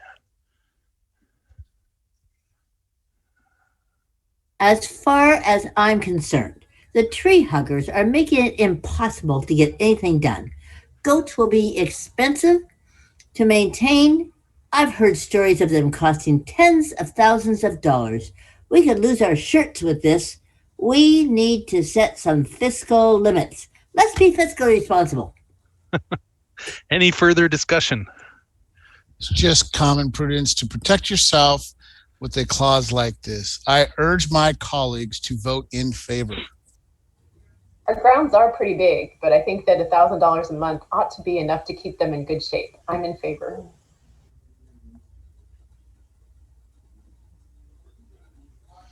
Okay, I think I'm both facilities chair. In my view, that's not enough money. I doubt that we can get the service we need for that amount. I speak against this amendment. Is there any further discussion on the amendment? Hearing none, we'll take the vote on the motion to amend. If the amendment passes, the motion will read that the staff be directed to hire a herd of goats from Rent-A-Goat in order to trim the grounds at a maximum cost of $12,000 per year. All those in favor, please say aye. Aye. Aye. Aye. All those opposed, please say no. No. The ayes have it. The motion passes and the main motion is amended. We will now resume discussion on the main motion as amended.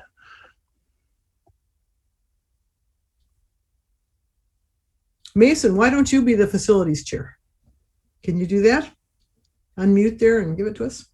I don't know if I can speak with enthusiasm, though.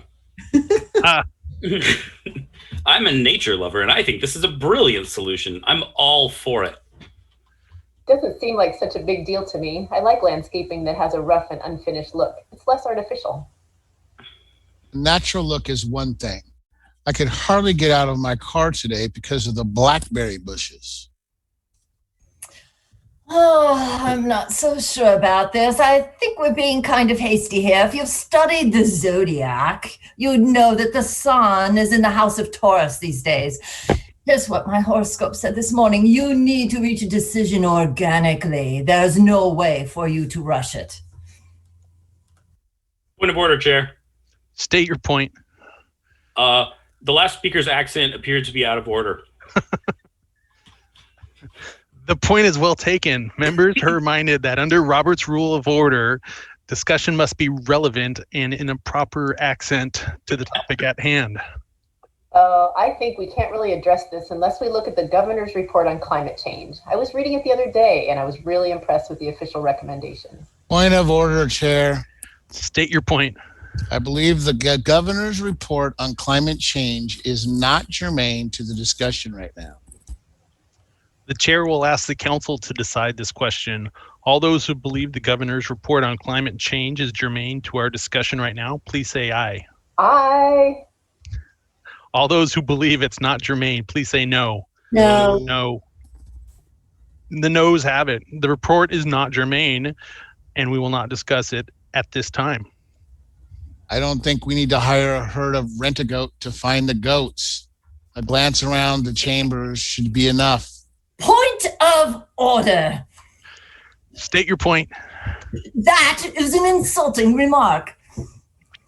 The point is well taken. Members will refrain from personal and insulting comments and keep their discussions on topic.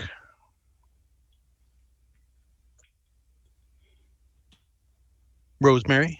Oh, is that me, Banker, again? Banker, Or yep. Okay, sorry, I forgot who I was. It seems to me the goats are kind of smelly and messy.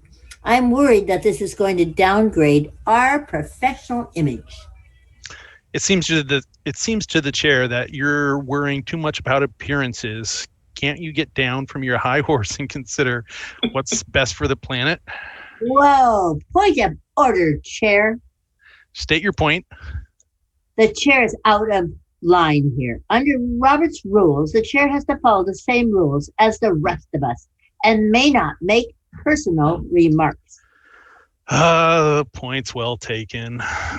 The chair apologizes for getting carried away. You should have. I think this is a great idea. I'm a Capricorn, and the sign of the goat is an excellent omen for our city. In fact, we should probably have a mural.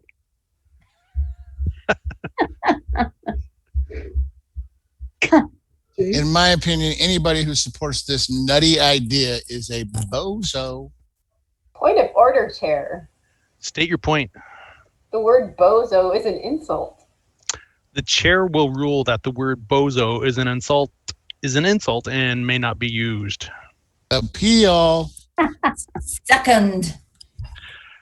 Very well. The ruling of the chair has been appealed and seconded, so the group will decide. As you know, appeals pertaining to a language and decorum cannot be debated.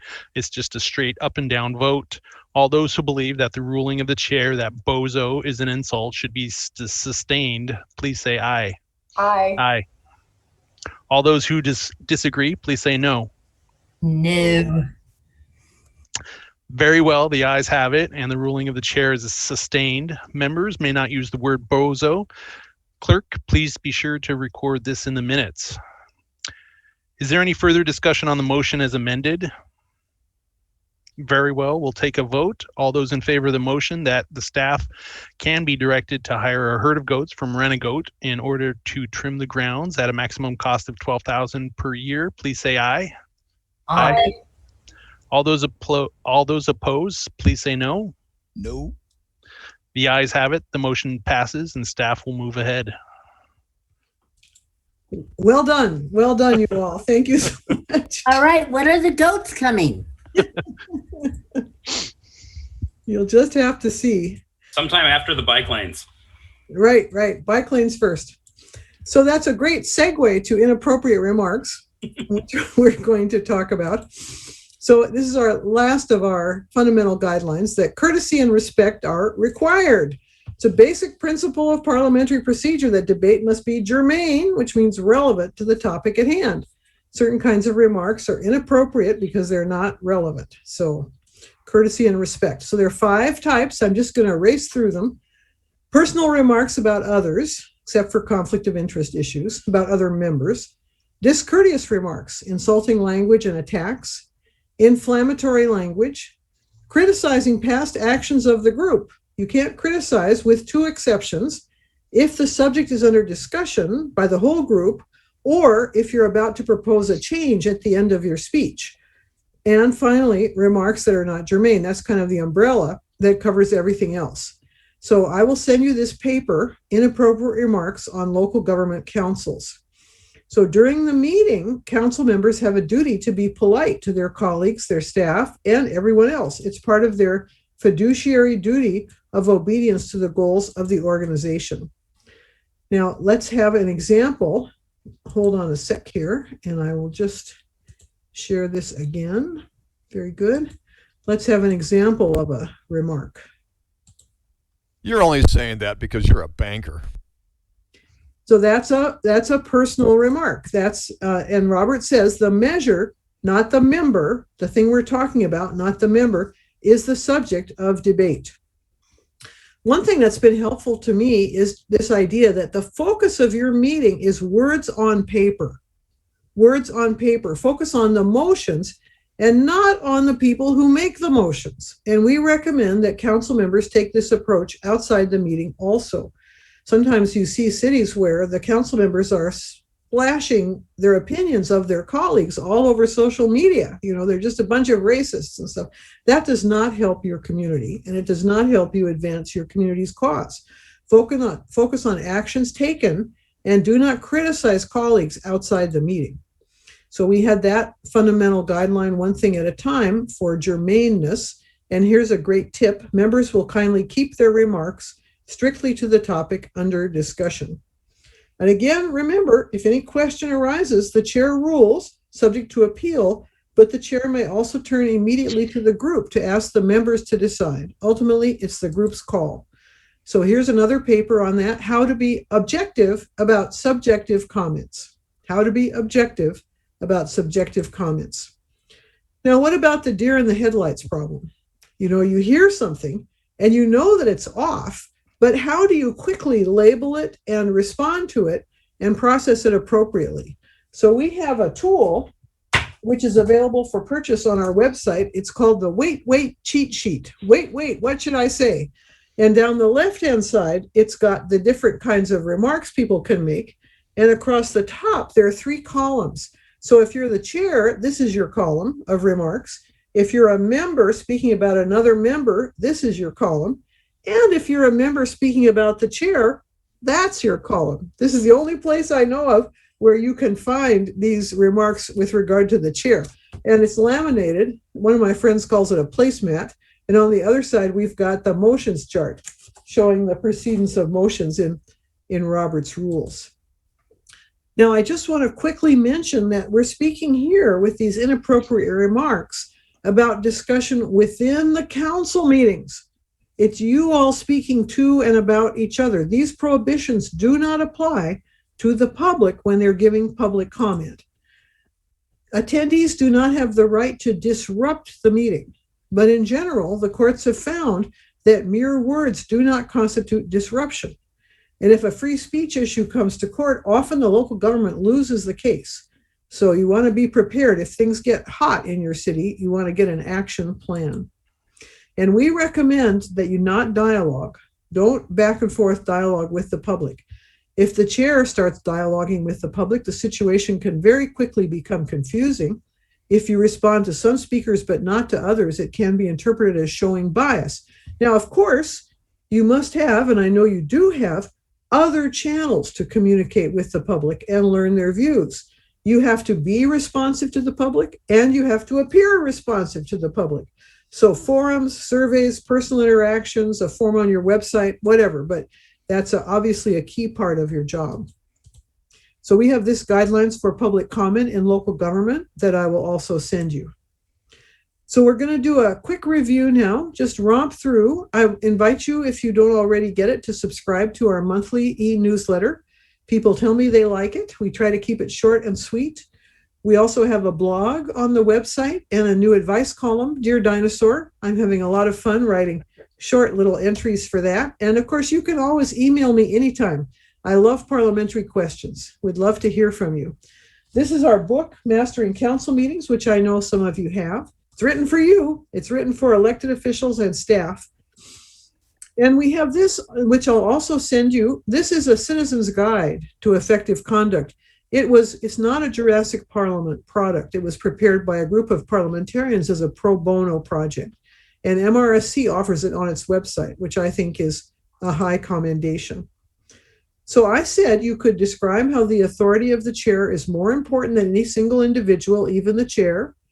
Make motions and amendments, choose your board's discussion rules to improve efficiency, and make the personal commitment necessary to run effective meetings. So here's a paper on the chair is not in charge of your meeting. It's kind of a paradox, but I'm trying to make that point. These are the 4 fundamental guidelines that we've covered, and I'll give you a paper about that as well. This is a paper of essential guidelines for city councils that I'll include for you, just 2 pages, but it's got it all there. And then let's quickly review motions. So at the right time, you seek recognition from the chair and you state your motion.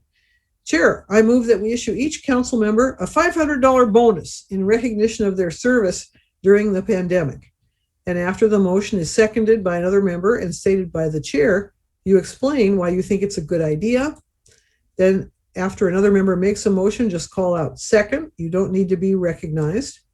Then there are these 8 steps to process a motion, and I'll send you a sheet of paper that lists them all in the handout, so you've got them handy. They're really, really important to know. For amending a motion, during discussion, you seek recognition, and once recognized, you state your proposed amendment. I move to amend the motion by striking out the number $500 and inserting the number $5,000. And then once another member seconds the amendment, you explain why it's a good idea before your attorney tells you why you can't do it. So remember, the amendment is voted on first. And then once the amendment is resolved, then discussion may continue on the main motion.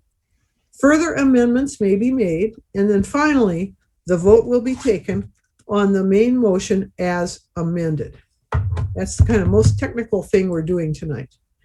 So we suggest that if it's appropriate, you hold a council discussion on these ideas and develop your own council discussion guidelines. Of course, you have your protocol there, but I find that sometimes people haven't read them in quite a while.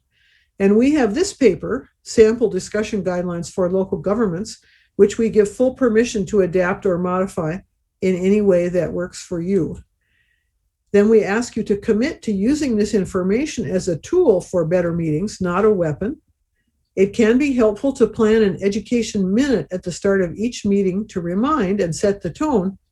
And last of all, I want to ask you to be kind to each other during meetings. Samuel Johnson, the British author, famously said, "Kindness is within our power, liking is not." Kindness is within our power, liking is not. You can't make yourself like your colleagues, but you can be kind to them. And you must be kind to them because serving on a local government board is like being in a marriage arranged by the citizens. So really, kindness is your only option. So I said we were here to invigorate you to run effective meetings to serve your community. So how about it? Do you feel invigorated? Has it been helpful? Yeah, but I do have a question, if I could. Sure. One of the things that bothers me just a little bit, and I know it's particularly comes when you talk about kindness to each other. So as a council member running for, say, your position again in the next campaign, do you think, I mean, I have a theory on this, but I might ask you, do you think council members should endorse people against you or endorse you, or should there be no endorsements? I mean, what would your idea be of the kindest way to handle that? I think endorsements are fine. If we're talking about a political system here in which people are elected, and the way they get elected is they convince the public that they're the best person for the job. And if somebody thinks that someone else is a good candidate, I think it's fine to endorse them. I don't see any problem with that. I remember once I had a case where two members of a city council were both running for a position on the Association of Washington Cities board. And one of the members was offended that the other was running against him. And my feeling is that's our system. Those are the knocks. That's the way it goes. Now, obviously, how you endorse is really important. If you say, Ann MacFarlane is an old dinosaur, don't vote for her, vote for Rosemary McAuliffe, that's not good. I don't think you have to be negative. But I think saying, I believe that Ann MacFarlane or Rosemary McAuliffe or whoever is a fine candidate, I think that's fine, personally. Okay. Thank you. I appreciate that. I think you made two distinctions, which I appreciate. Hold on, sorry. The first distinction was you can endorse whoever you like. The second distinction is you should not be speaking against a fellow council member. That's my feeling. I feel like it's classier and will probably do you better in the long run anyway, to be seen as endorsing in a positive way. Right. Thank you. Sure. Does anybody else have any questions or thoughts? Any comments you want to make? Yeah, I had one, Ann. What about during council conversations? Can we throw Robert's rule out the door? Now, what are council conversations? Just general conversations between colleagues. Just, we want to talk about personal things or how we feel. It's at the end of the meeting. Uh-huh. Typically. So are you discussing city business? No? Well, we're discussing just personal things that, like we want to build a dog park or just whatever. I mean, stuff that could potentially come in front of the city, but it's just wish lists, just general conversation. Well, I think as long as it's positive, it's fine. I think the rules, those inappropriate remarks, I think those would still apply. You shouldn't be making those inappropriate remarks during council conversations, but I think being less formal, having more of that, what Robert calls informal discussion, I think that would be fine, as long as nobody's dominating. There's not a domination thing. It's more just, the question is more around, it feels like that's appropriate for us to just have general conversations, right? That we are comfortable having versus being by the book, right? That sounds fine to me. And can you discuss tabling an item? Sure. So there's a lot of confusion about table, and we do have a blog post on it on our website, which might even have a PDF that you can download. I'm not sure. But the purpose of table is to put a motion aside for a short while because something more important has come up. So if the governor has suddenly walked in and he wants to address you all, you can table the motion you're discussing. And then after his address is finished, you take from the table. But where people misuse it is they misuse it in two ways. One is they use it when they want to kill something. And that's not allowed. You're not allowed to do that under Robert. And they also use it when they want to postpone something, which is also not allowed. So if you want to kill it, sometimes you have a motion and you want to kill it without actually taking a vote on it. So there's a wonderful motion for that purpose called postpone indefinitely. I love that name. I think it's just kind of ridiculous. But if you postpone it indefinitely, you're not voting for it and you're not voting against it. If you want to but what people say is, let's table this until the next meeting. They should say, in that case, let's postpone this until the next meeting. Let's postpone this. If you ever say until, you're not talking table, because table just takes the little dinosaur, and puts it on the table while other things, and then you have to take it from the table. And the rule is that if you don't take it from the table at this meeting or the next, then it falls to the ground. So we definitely do have a blog entry on that. So I hope that's helpful. Can I ask a quick clarifying question? Tom, did you have I didn't want to interrupt somebody. No, go ahead. So say you, because that's an excellent question, Tom. So say you have something that's like dependent on the governor making a decision or waiting to see how something is going to be funded. You're not tabling it then, you're postponing it? Mm-hmm. Okay. All right. Thank you. So what are these little cards you all are holding up? They look very cute. Our speaker cards to kind of our raising the hand. But some of them seem to have a mute symbol on them. Is that wrong, or is that just? No, they do. Whoops, Mason, hold it up for me. Okay, all right. So that seems like two messages at once. One is I want to talk, and one is I'm muted, or you're muted, or somebody's. I've been doing this for a year, and I have never noticed that they had a mute sign on them. Somebody said, hold this up when you want to speak. So that's what I've been doing this whole time. Okay, all right. Well, I mean, whatever works for you. We all have to find different solutions. Well, Anne, we appreciate your sharing this with us, because from now on we'll say, no, not mute. Well, you could have one. I mean, because one of the big issues, as we saw tonight, is, I can't hear you. So you could have one that has a mute sign on it and one that's just plain. That means I want to speak. I don't know. You do whatever. And you are just fabulous. Thank you. Oh, thank you. Thank you so much. You've really, I think you've really encouraged all of council. Oh, that's wonderful to hear, Jean. It's just a pleasure to work with you. And thank you for being such great participants. You really took part in all the role playing. Sometimes people are kind of shy, so yeah. And I have to apologize for my leaving every once in a while, but my husband just had surgery, so I've had to do some double play here. Absolutely. No, his health comes first. So yes, thank you. good.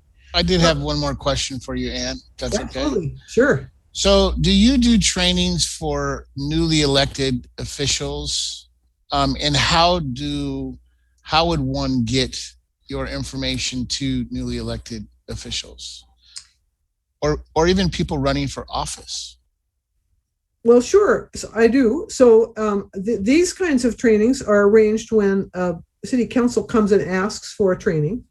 I do them for Sound Cities Association and for Association of Washington Cities. And I also have an on-demand webinar called Newly Elected Survival Guide, which is just an hour long and $27, so it's not going to break the bank, which will cover the key items for newly elected people. So, and I also do coaching. I do personal coaching. So if, that's an option, if somebody's newly elected and wants to have practice in running through the agenda or whatever, or if you've got a very difficult situation, sometimes people are unsure how to deal. We have another webinar, which I think, we have it. It's on demand now, called Difficult Board Chair or Member. So I'm trying to offer different ways for people to get the information. Yeah, I just selfishly asked that question because in a lot of the FCA meetings we talk, I've seen your presentation numerous times, but one of the things when I was first elected, a lot of that information, if I would have known ahead of time, would have really helped as a brand new or running for office.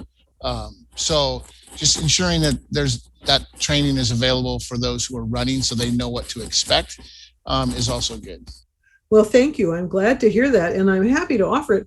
I'll tell you, though, there's something about it. I think that my best candidates are people who've been serving for 6 months, and they suddenly say, whoa, I better get more training. I think it'd be hard to convince most people to take that training before they're elected, because in theory, everybody thinks it's a great idea, but when it actually comes down to it, spending a couple hours with Robert, I don't know.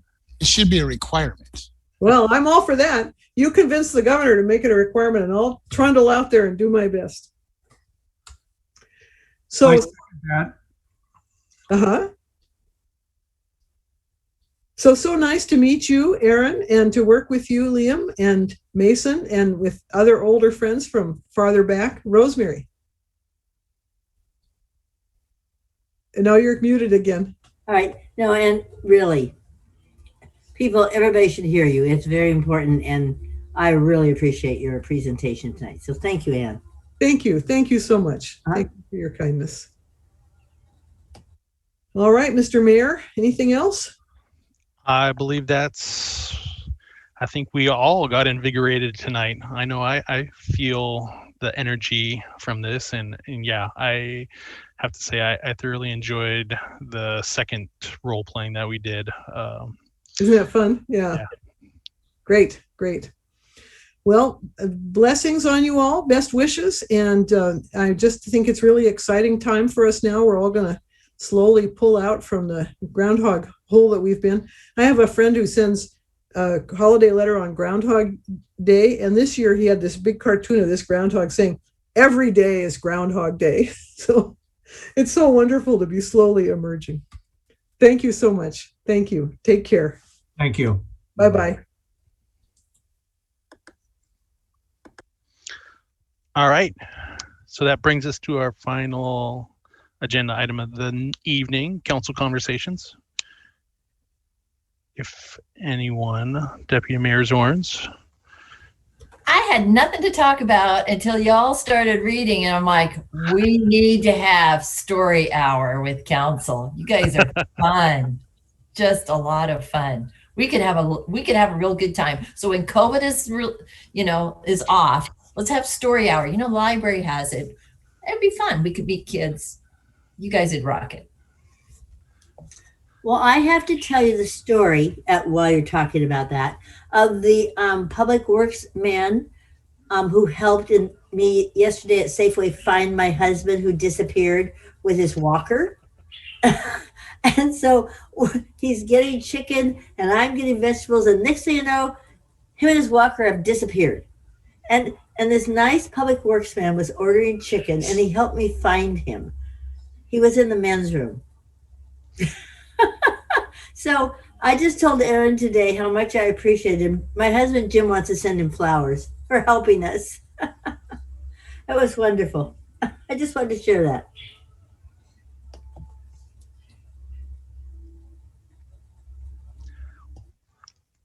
So yeah, I can say that I look forward to the day when we're back on the dais and we don't have to call, or I don't have to call on the members here, and we're not,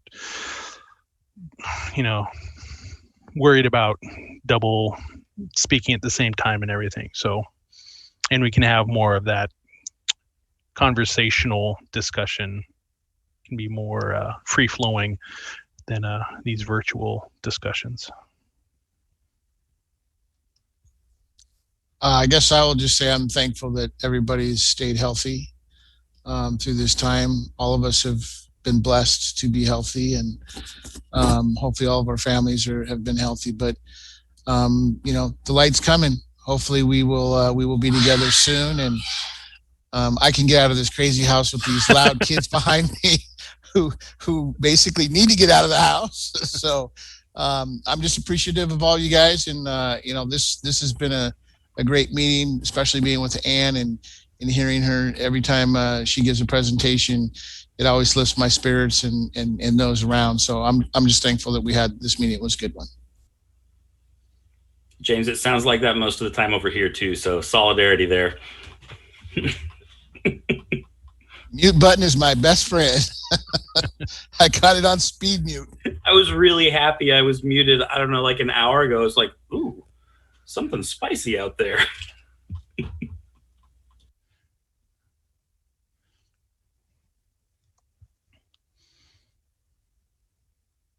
All right, I'm not. Sounds like we got all our talking and energy out in our role playing tonight. So, not seeing anything else. Have a great night. We'll see you next week. Night, everyone. Night. Bye-bye.